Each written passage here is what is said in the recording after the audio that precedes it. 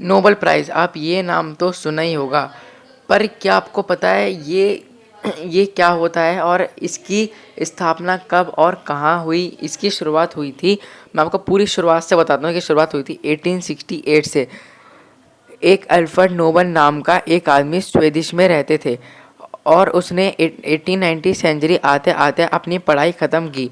पर Alfred Nobel के बहुत सारी डिग्रीज थी उनके पास, मतलब काफ़ी सारी डिग्रीज थी, जैसे chemistry, literature, peace, physics and physiology of medicine. अब इनके पास खुद की कोई फैमिली नहीं थी क्योंकि इन्होंने शादी ही नहीं की थी।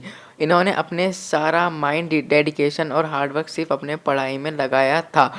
अब जब इनके पास बहुत सारी डिग्रीज़ के साथ साथ बहुत ज़्यादा पैसा भी था, मतलब इनके पेरेंट्स और उनके भी पेरेंट्स बहुत रिच थे। अब इतनी पढ़ाई करने के बाद 30 ईयर की उम्र में अपनी पहली जॉब की और इन्होंने अपनी 30 साल की उम्र में पहली जॉब की थी और फिर उन्होंने अपने पैसों को सही काम में लगाने का सोचा। इन पे बहुत सारे पैसे तो थे, पर इन्होंने अपना एक एक जनता सहायक फ़ंड खोलना और उसका नाम रखा, मतलब इन्होंने एक अपना जनता सहायक फ़ंड खोला और उसका नाम रखा नोबल प्राइजेस। ये प्राइजेस रखा था 1895 में, और इस प्राइज़ को जो धन होता था वो chemistry, literature, physics and physiology और मेडिसिन में जो बहुत ही ब्राइट स्टूडेंट होंगे उनको नोबेल प्राइज़ से सम्मानित किया जाएगा। और इन्होंने अपना पहला प्राइज़ एक मेडिसिन स्टूडेंट को दिया था इन 1901।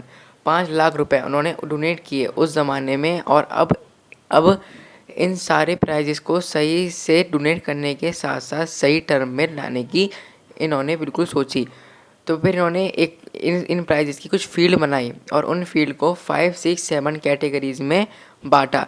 एक अवार्ड मिलेगा, मतलब एक अवार्ड मिलेगा जिसको इन्होंने सोचा कि ये अवार्ड किसको मिलेगा, ये अवार्ड उसको मिलेगा और किस तरह मिलेगा। उसका आंसर था outstanding contribution for humanity in chemistry, literature, peace, physics and physiology और मेडिसिन।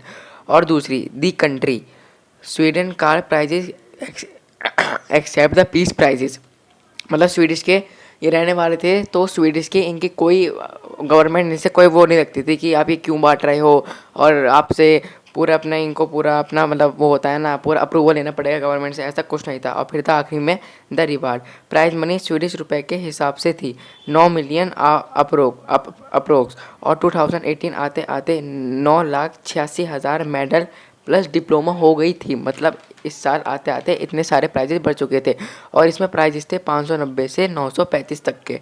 अब ये सब हैं इनके टर्म्स एंड पॉलिसीज़। अब अगर मान लो कि आपको नोबेल प्राइज़ मिल रहा है और आपकी डेथ हो गई तो आपको घर वालों को नोबेल प्राइज़ का अमाउंट मिलेगा, पर 10% कम हो जाएगी क्योंकि आप या हम तो रहे नहीं हैं, तो आपके फैमिली को उसका 10% कम मिलेगा। 10% ज़्यादा फ़र्क देगा नहीं उसकी प्राइज़ मनी। तो ये थी कुछ नोबेल प्राइज़ की बातें जो मैंने आपसे शेयर की हैं।